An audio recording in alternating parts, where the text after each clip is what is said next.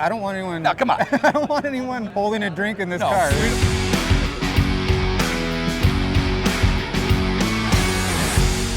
All right, guys, we are interviewing with the Ringbrothers because they always bring out killer cars. And this year, this 69 Mustang in your guys' booth is no different. We are fortunate enough to be with the owner and the builder.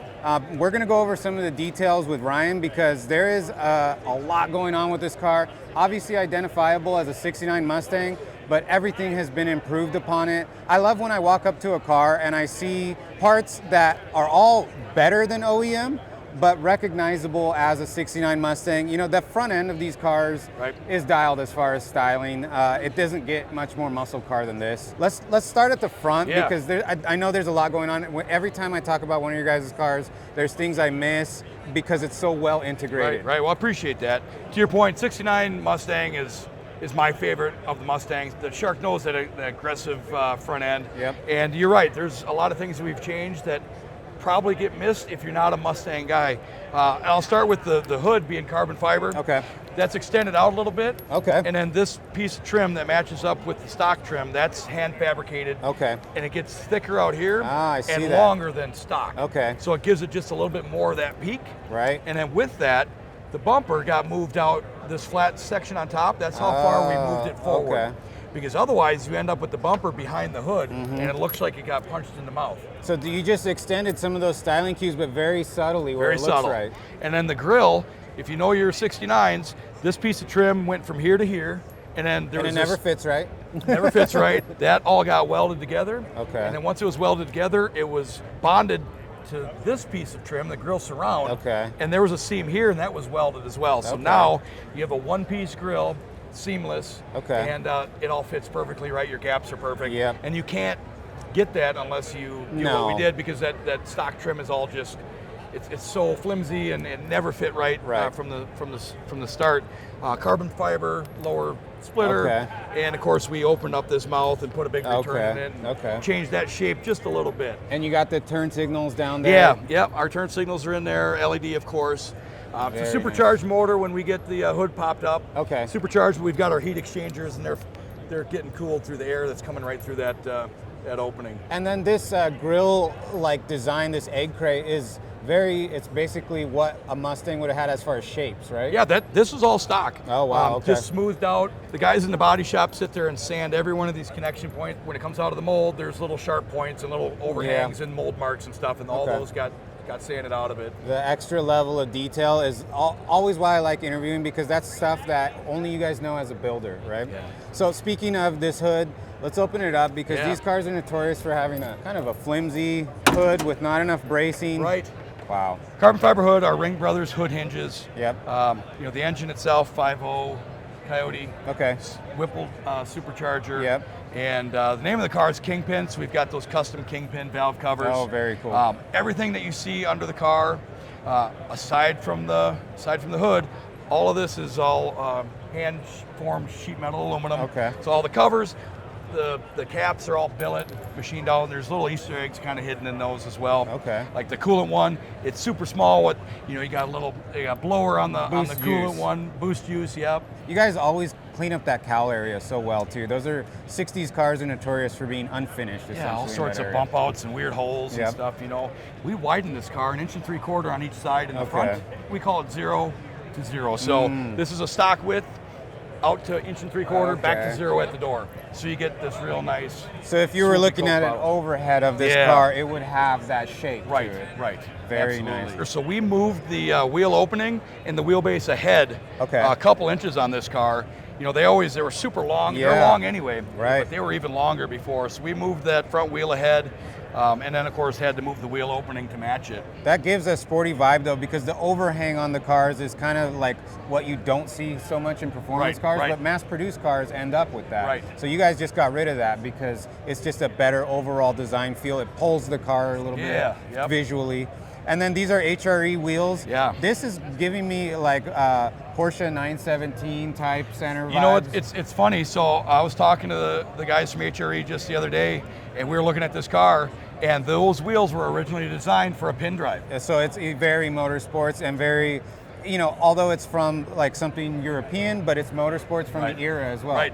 And that's what I like too, is you guys are never afraid to inject good design wherever you can. It doesn't matter where it came from. If it looks good and it's going to work on the car, you'll do it. And everything, even like the stripe design, so like Mustangs with stripes is a common theme. But this is a unique stripe design. To make a black car still feel like more of like a motorsports and a 60s design too is very tough, because a lot of it's been done.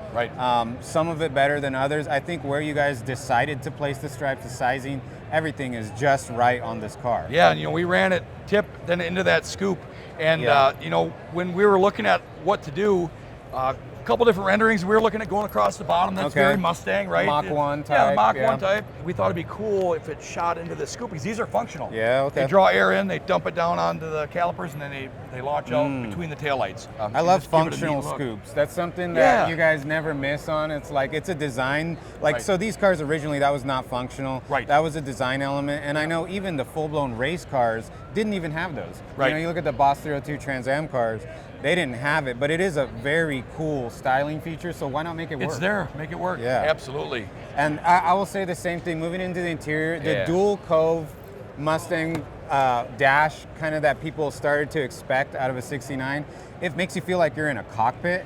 But they were never this nice. I mean, there's some really cool finishes going on here, and everything is just leveled up. It has the shape and like, you know, kind of the soul of a Mustang, but way nicer on every level. So one of the really cool things with the interior on this car, this door panel, for instance, aside from this handle and the speakers, it's entirely 3D printed. Wow. The dash, entirely 3D printed, the console as well. You guys are constantly pushing the limit on technology too. You know, the Aston Martin that you guys debuted had a ton of that, but every car you guys do has that at this point, and it's just, it's mind-numbing to see like the shapes and designs that you can get now with that technology. It's unlimited, you know. But before, there was some times when it was almost too hard to do it, replicate it by hand, and it's not replicatable. You know, it's not producible. This stuff, you guys have all the files. Anything that ever goes wrong, somebody tears this or breaks it or something on accident, you guys can go ahead and service the car. There's so many advantages to it. Are these Recaro seats? Or? They're Recaro seats, and you know, the customer, he really let us build this car however we wanted. He had a few requests. One was no chrome, and he wanted the interior to look like a tuxedo if possible. So that's where that seat design comes in. Obviously, you know, black on black, and that's where the name comes from too. Kingpin, like this car's murdered out. And it felt very boss to us, very like this thing's pulling up to a supper club and some dude in a fur coat's getting out, and he's getting somebody snapping their fingers and putting a table at the front, right? As far as Mustangs go, I think the 69 is the most aggressive design. And you guys just took all those styling elements, accentuated, but there's some restraint too, because you guys are able to do whatever you want. But it's tough to make everything cohesive and work. Every little design element, the hood scoop has kind of shaker elements as far as those stripes going down the middle of it. That was something that Mustang guys will know. I'll show you something cool too. You know, we talk about the little things that people miss. The passenger side wiper, that arm came through and it bumped into the louver, so you had a notch out there. So we got another cowl from another 69, and we cut out the section of louvers that didn't have that bump out and grafted it in so we could just be straight across without that bump out. And then, you know, Rain-X is an amazing product. And where Jake lives, it rains about once a year, so I think he's in good shape. That's good, and the fit and finish too of like keeping like molding. You know, so many times it's easy to go with flush mount glass, but this gives it a 60s muscle car vibe. And then the accent color ties in with everything. You know, it matches the wheels. We like to leave a little trim, and then you can see too the drip rail. So we got rid of that drip rail, but we built it back up with metal to have. The silhouette is still there. To have a little bit of accent to it. And something about 60s cars that, you know, it's hard to put your finger on, but the stuff is framed, and so your eye kind of is looking for that a lot of times. Let's go. Yeah, we go around to the back. We got something cool back here. The whole taillight panel is carbon fiber. Painted out. The taillights themselves are 3D printed. We're actually able to also 3D print the diffuser.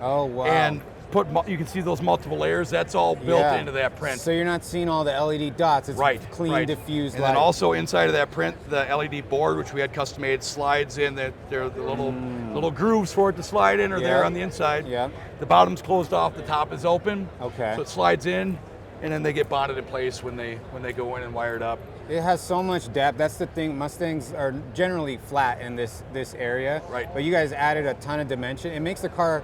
I've never thought of something in the rear that's going to make the car look like it's going faster. Right. And you very guys very did that afterburner, somehow. very kind of jet rear end, F16.